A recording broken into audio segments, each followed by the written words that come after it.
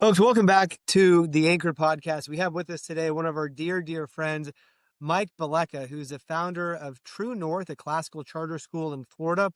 Mike Bileca is also a former legislator, healthcare entrepreneur, and founder of a network of high-performing classical charter schools. He founded a dental service organization, Town Care Dental Partnerships, in 2005.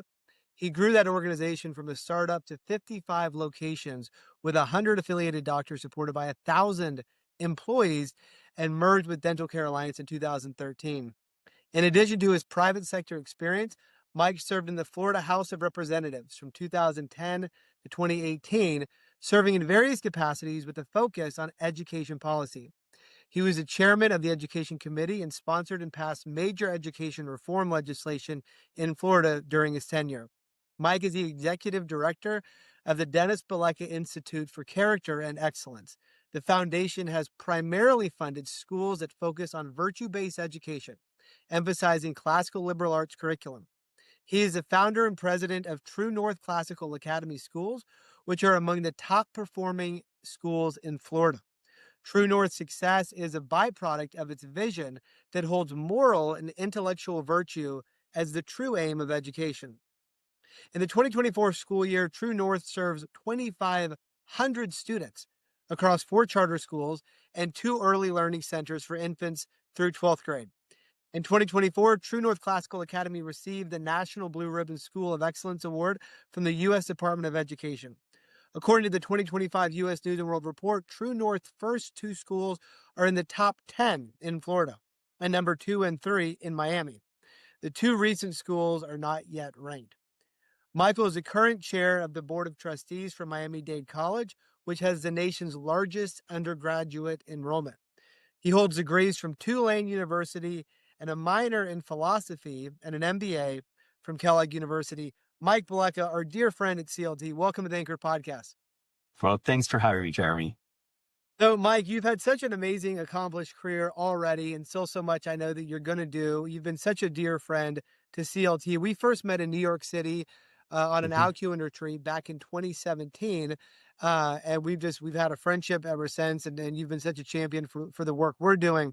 I love to hear about your early days. What was school like for you growing up, and when did you first get exposed to classical education? Yeah, so I mean, growing up, I went to typical traditional public schools. I went public schools all the way through high school, but I was introduced to the ideas of classical philosophy, classical education, the great books from my dad. And so, the schools and we now have the 6 schools in the community. They're all dedicated to my father.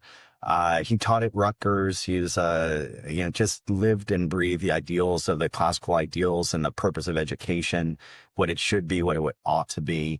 And so even though I was educated in traditional public schools, I really was educated by my father. And a lot of the work that I've done in classical education and politics really is through his influences. Mike, I really love that that's a beautiful story. And I love that you make this point. And it's something I think about a lot, that regardless, we've got 6 kids in 6 different schools right now. Uh, Wherever the kid is in school, the parent is still the first and primary educator. And your dad really believed that and lived that.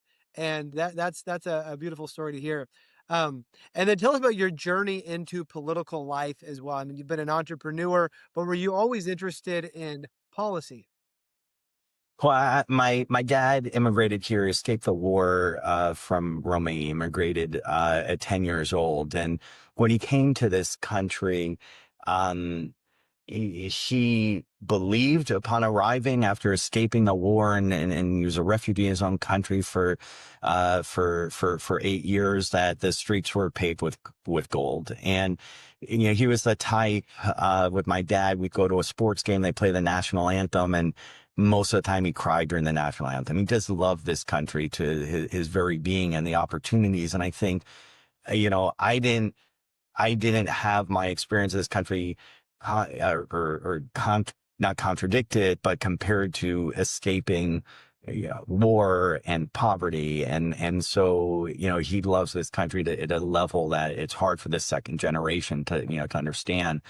But then my foray into politics really was to honor him. And there was an experience that led to it. I was always, with my parents, my father's influence, interested in politics, followed politics, and believed in the traditional and conservative values and free markets, but I wasn't involved politically. I founded a company, I mentioned Town Care, and I had that company for 13, 14 years. No one knew my political Hmm. party affiliation, never talked about it.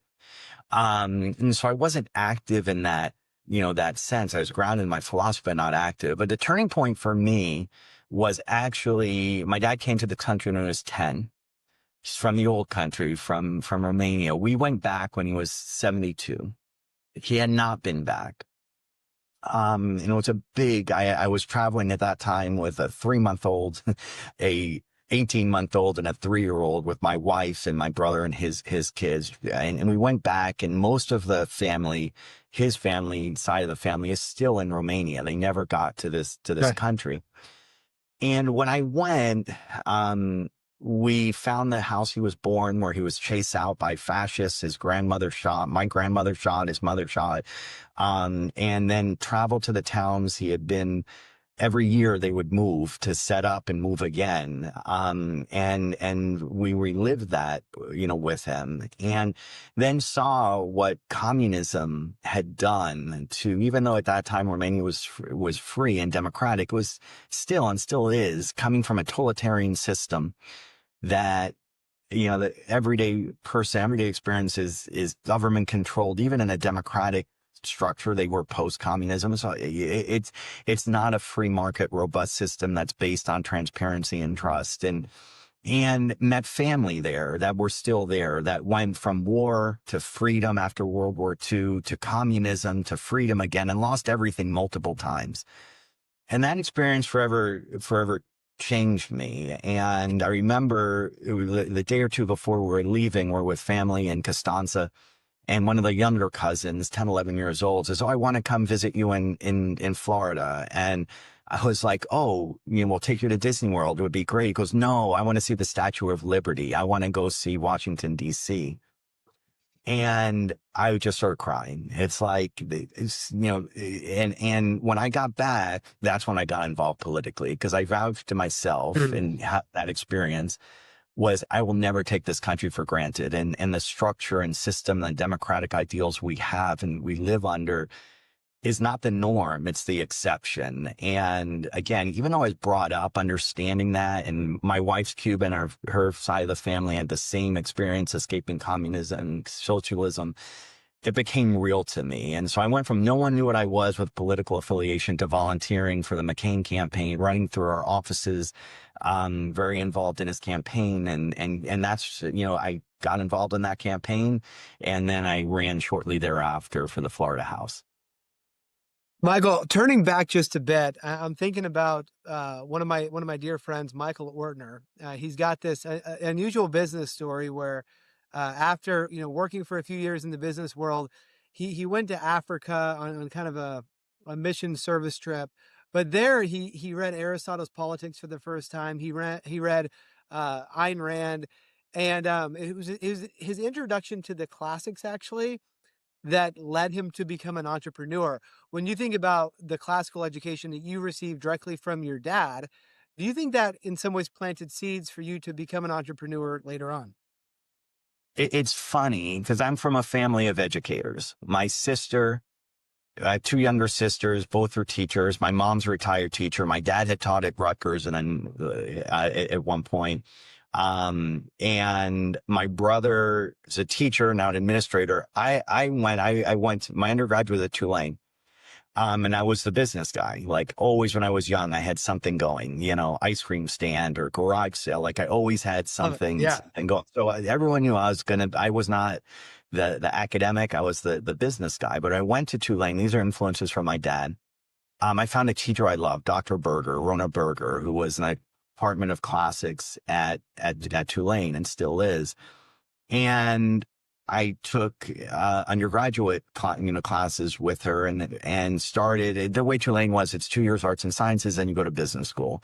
Well, I took a ton of philosophy classes those first 2 years. When I was in business school, I still would go back and take Plato and Aristotle, one class a semester with her, just because I wanted to do it. When I graduated, I was one class short of a double major. I didn't even know it. I went, so I have the minor in philosophy.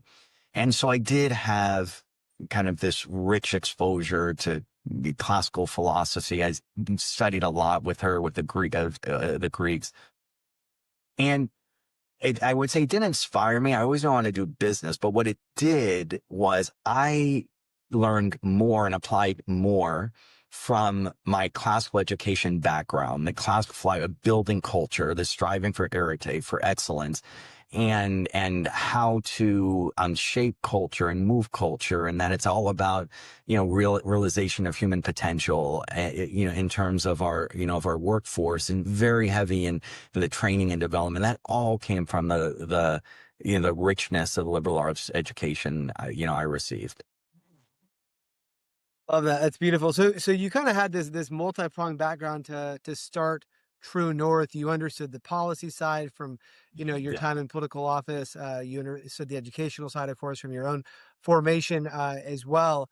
So I want to hear the True North story in just a moment. But before we do, I'd love to just kind of hear some reflections about your time in the Florida legislature, and the focus on education. When you look back at that, what do you kind of see as your greatest accomplishments, the things that you are most proud of? Yeah. So yeah, I ran in, well, I got in 2010, served to 2018. And my father passed the night I won the primary. And my first election, it was a very kind of Republican district. If you won the primary, you're going to win. So his last good night where he was out was actually when I won the primary. He was going to win. Thereafter, I got redistricted, and I had a very in the middle, competitive, Yeah. competitive district. But when I went up, um, you were asked, well, what committees you want to serve on? And I had a healthcare background, and I was in the business community, healthcare background, and nobody could figure out why I ran. I ran out of the blue. I wasn't involved in the political circles. I wasn't involved in Miami politics, only recently involved in some of the party politics. And one is I didn't want to do healthcare because I didn't want anyone to point to me and say, hey, this is why he ran. It's to help his business. And I was in the dental Mhm. side of the world. It didn't intersect much with government anyway. So I asked for education. I didn't realize not a lot of people asked to be on Huh. education committees, so I put on all of them. And I got very lucky in this sense. I had two really big school choice bills my first year, that I got by accident. I won't go through that story, but they weren't supposed to go to me. They were supposed to go to someone much more seasoned. But it was the best thing I could do because no one expected much from me as being a new representative. And I had these two big choice bills. One was massively expanding private school choice. We had the McKay Scholarship Program that a student with a IEP, IEP could get a scholarship from the state to go to a private school. Our legislation and the legislation that I got passed expanded that to anyone with a 504. And the 504 population is 2 or 3 times the size of an IEP population. So the eligibility for private school choice dramatically expanded. And that stayed with me. We now are at universal school choice in Florida. That was done after, but during my time, something I'm proud of, we dramatically expanded private school choice. The other bill I got that year, which became a culminated for me in my last couple of years and largest legislation, was School of Hope legislation, was focusing on failing schools. And so that bill, the second bill that I had that freshman year, was if a school is failing and perpetually failing, if 50% of parents vote, they could get converted to a charter school. Passed in the House, got 2 years in a row, got stuck in the Senate, and and did not pass on a tie vote. But what it did was pull me into schools and visited schools and talked with parents where their kids are trapped in failing schools that fail year after year, where literacy rates are 5%, 10%, 15%. And when I was chairing the Maine Education Committee in my last term, we passed School of Hope legislation, which was sweeping reform to bring high impact, high performance charters into areas of high poverty, frameworks around turnaround for traditional public schools, resources for these turnarounds, and flexibility on the rules in terms of union contracts and what would have to be in place. And so I think those two things I did my first year became, kind of the foundation for a lot of the education reform work I did throughout my time in the Florida legislature. Was it during this time that you first started to kind of mull over the idea of starting a school? Yeah, no, definitely. So my original bills, which they passed later, not as big and sweeping. My first two bills I ever filed one was a character education bill, and then two was to create American Founders Month, to designate it a month. And those two themes are present in True North, but those are the two ones. But I got stuck, and I'll tell you where I got stuck. I filed a character education bill. I'm visiting tons of schools, and I'm like, it's not bad, but you can't really change a school's culture just by passing something saying you're going to teach character education. It becomes something you check the box off of. And the more I visited schools, became convinced, and then of all the language I have of classical education now of what's wrong and diagnosing what's wrong. But what I saw was, the value system by and large was very moral relativistic, curriculum very disjointed, and there was nothing to pull. And I toured a lot of schools. There was no discussion on the purpose is to shape and build character, to create strong, virtuous human beings. It was, kind of more STEM related and disjointed and not a clear, position, as I said, on values. And so I really, for about my first 2 or 3 years, I was just perplexed on, like, how do you change this? Like, if we're going to redeem our culture, we have to reform culturally our public schools. But I didn't see how it could get done, and I got in a little bit of a funk. But then I started to coalesce on a couple of things. One is curriculum matters a lot. Real literature matters a lot. This movement towards technology and every kid has an iPad and a playlist is not what education, should be. And even from my side of conservative education reform, there's a lot of, personalized learning, and every kid has their own learning path. And I believe in that, but I don't believe that every child should be on a computer with headphones creating their own journey. So I was kind of starting to cut across kind of conservative education reform, and the curriculum wasn't even discussed. It was more like school choice, which I believed in, kind of believed in. And so you can't really legislate curriculum. You can't legislate, aspects of, character. And so I started to formulate around, this is really the biggest reform in education. It's curriculum and purpose. And I still remember, remember the moment. I shouldn't say I did this, but I was reading the book, Classical Education, the movement sweeping the world. I think it was Andrew Curran, on the floor of the house. And I'm reading, and in between this, we decided to homeschool our kids, which brought me into, I was great books educated, influenced by classical philosophers, but I was not classically educated. My dad didn't say, this is what classical education is. He just lived and breathed it. He didn't know there's this complete, form and structure and framework that had created this renaissance that was happening in classical education. And I would say, I won't sidetrack it, but we did homeschool our kids. I decided it was very hard going back and forth from Tallahassee, young family. And we decided to homeschool our kids with my sister's kids, and we had kind of a mini co-op, and we were educating our kids with classical conversations. So that brought me to, there's this world that's been figured out. And that was connecting now with me, what I'm trying to do in the legislature. But no, this is it. It's classical education. That's the biggest reform. It's curriculum, it's purpose. It's deeper than that. And so those things came together and realized I can't come up with legislation other than school choice of a governance structure to promote a different form of to provide the opportunity to do it. But we had no classical schools in Florida. And then sort of like, we're going to do it. This is all the legislative work I'm doing. We got to show this works. And really in a lot of policy world where Florida goes, the rest of the country goes. Yeah. And so like, if we could prove this out in the accountability structure of Florida and the school grading system of Florida, that going back to what education should be and ought to be can work, that'll be more valuable than all the policy stuff I do. Or it will help fuel the policy stuff. Yeah, that became True North. We created the application. We put the application in at the same time. Two other schools put it in their districts. That was Mason and Classical Prep. That's out in Pasco. We got rejected our first year. They got approved.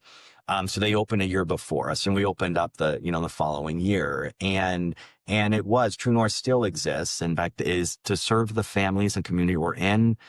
It also exists to show what education ought to be and should be, and to influence policy. Well, and I think that's exactly what it's doing. It's so important in this movement. In this movement, we've got a handful now of clear flagship schools. On the classical Christian side, we're talking about Veritas in Richmond, the Regent School of Austin, Logos in Idaho. On the classical charter side, I think of school like the Vanguard School, Great Hearts Irving, and certainly True North in Florida. It's become a flagship. And this is so important because it allows new folks wanting to start schools to have a much clearer vision for what a school can and should be like. I'm wondering, now that you're in this position of kind of being a flagship that people come and see, and I visited and was blown away. But when you were launching, were there schools that you visited or knew about that were inspirational in your own vision? Oh yeah. And so we're an open visiting campus because so many people are so generous with us with time I would have never expected. That, I mean, every day we had a group of 10 leaders here yesterday, all day. We have a group of 60 leaders coming next month. And it's really just to pay back the generosity that people showed us. And so to connect back, and this, I'll do the school visit. I'm on the floor of the legislature. I'm reading Classical Education, the movement shaping the world. And the last chapter, like 5 pages, is on charter schools, Ridgeview Classical, Great Hearts. Yes. And I'm like, oh my gosh, that was this light goes off. It's like classical education has moved to charter. I didn't know such a thing existed. Legislative ends. I do 2 visits. I go out to Great Hearts in Arizona before they're in Texas. And I go to Geneva Christian Classical in Winter Park. Great Hearts spends the whole day with me. I had at this point visited hundreds of other schools. They take me, Dan Scoggin. Which Great Hearts? I was with Dan Scoggin just earlier this Dan week. Scoggin. Yeah, And great man. part of there might not have been a True North because I did at that point, Great Hearts wasn't in Texas. I said, you want to come to Florida? They chose Texas. And we're like, we're going to do it. But, I went to the humane letters classes. Kids were reading, they're reading The Republic, talking about the nature of a philosopher king. And I'm like, this does exist. It was like, this does exist. It exists not just in schools, it exists in public schools. Cause I became convinced that you had to bring objective truth and goodness into public schools where most of our kids are. At the time, Florida was the largest school in school choice of families, and it still is. But back then, at the largest, where 10% of kids were in outside of traditional public, and it's if we can't, or outside of public, if we can't reform that, we can't reform and reform our culture. And so, so Great Hearts was super gracious with their time, spent the whole day, visited classes. Dan, I could call anytime, and he was, would never not, give incredible advice. And the other one who, that was real and just very influential and beyond helpful was Bob Ingram at Geneva Great man. Christian Classical. So I am reading, which Kevin Clark and Aubrey Jane's book at the time, The Classical Liberal Arts Tradition. Yeah. And it's like incredible book. And I have already gotten through kind of the beginning classical education books and doing the reading. And as I'm coming into this world and I read that and, it is an entry point for a more beginner, but depth for someone that's immersed. Mm. So I'm reading the book, not knowing they're from Geneva. Dan Copeland, Dr. Copeland from Hillsdale, actually when I asked him what is one of the best classical schools I could visit, he goes, "Oh, it's just in Florida. It's in Winter Park, Florida. You need to visit." So finished legislative session. Those are my two visits. I actually visited Geneva on my way driving back to Miami, and Great Hearts when I got to Miami. When I got to Miami, I flew there. Geneva. So I'm reading Kevin and Ravi's book, not knowing they're from Geneva. Little nervous. I hadn't really connected with the Christian classical movement on what is in so what is the interpretation. We're doing charter. Are they going to be supportive? They feel it, and there weren't a lot of charters, at the time. And so I meet Bob, and I expected it to be a half-hour meeting. I still have my notebooks from Bob, the day with Bob Ingram and Kevin and Ravi and I call them Bobisms of all of this pouring this advice, blocked the whole day, not knowing who I am, Mm. not knowing anything. I randomly introduced myself on an email, and got to visit through Geneva. Then at lunch, I meet Kevin and Kevin Clark, Robbie Jane, I'm like, I'm reading your book. And then I'm like awestruck. It's like, I'm at the heart of the classical education, renaissance. And from there, like even the location for us, we're on the campus of a church.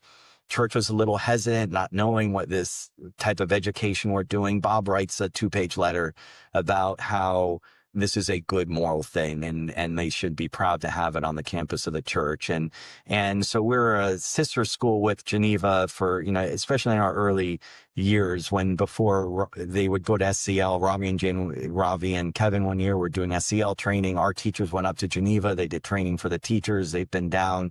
But those were, and many others after, but those were the, two real influential schools that were beyond generous with us. Love it. Well, it's so important the work you're doing. And one of the cool things about True North as well is, we believe this is the best kind of education for every student. And that's not just an idea, but at True North, it's a reality. Demographically, it's extremely diverse school, which is one of the things you notice on campus. Mike, I wonder if we can talk CLT in Florida. We are so indebted to you.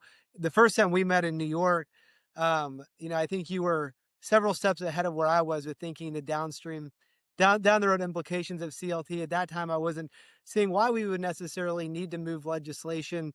And 2023, you were really the main reason that this happened. Your conversations with Soren Schwab and knowing that it was the time.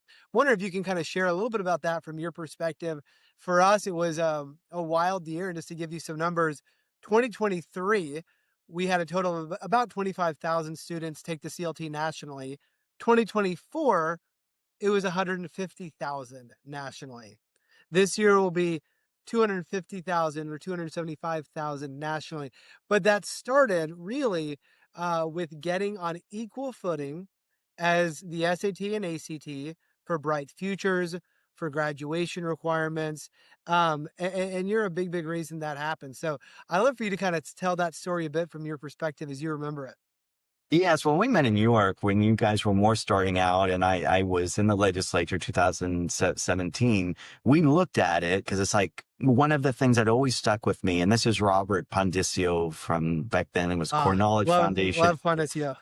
there's one, I have these statements from people that just stay with me. I forget a lot of what my wife tells me in the morning and I forget it the next hour, but some things just stick. And when we're redoing the standards in Florida, I was helping redo the standards. You change the test, you change the instruction. If teachers are going to teach to a test, give them something worth teaching to. And that really stuck with me and stays with me. As you change the test, you change the instruction. And so originally when we met, it's like, oh, if we could get CLT in, and you guys weren't ready yet. We were looking for the data and the analysis. The test was there, but you didn't have all the support. And so fast forward, we're actually up at Hillsdale at a event in Hillsdale. See, Soren, state of Florida is tiffing a bit with the College Board. We now also see the shaping of instruction that happens when you're teaching to AP, because we have our rhetoric school, our high school, and CLT's come way so much farther along and has the data and the studies to prove the validity for a state law, a legislator to look at, our Department of Education. It's at lunch with Soren at Hillsdale, and I'm like, you know what, the time might be right.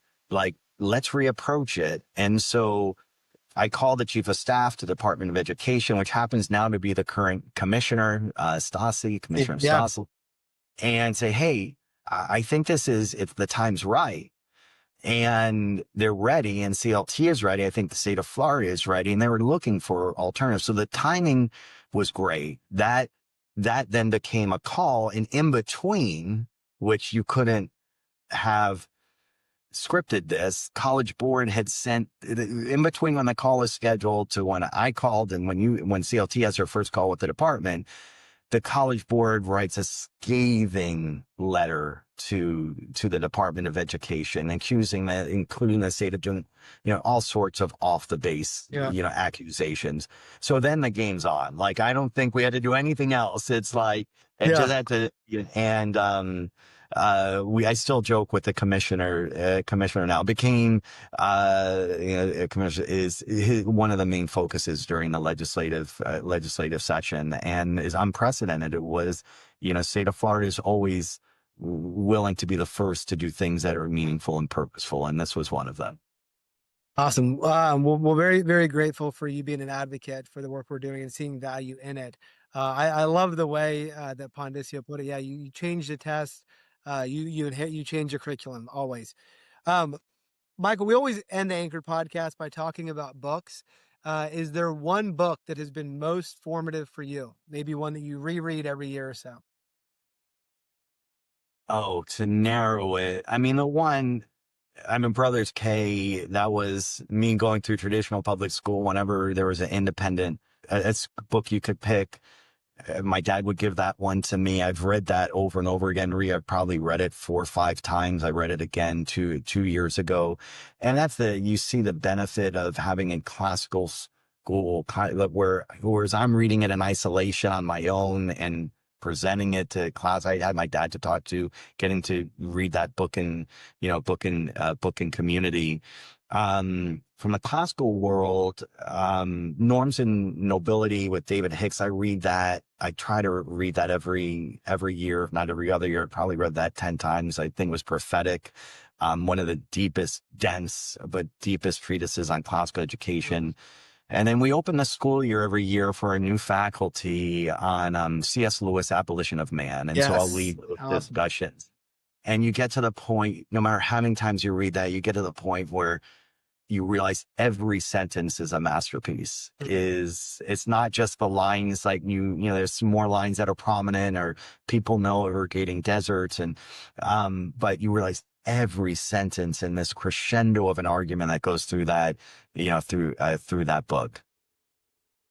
And we're here with Mike Bileca, entrepreneur, founder of True North in Florida. If you're in South Florida, in the Miami area, you've got to visit True North Classical Charter School. It's incredible, transforming hearts and minds on that campus, changing a generation.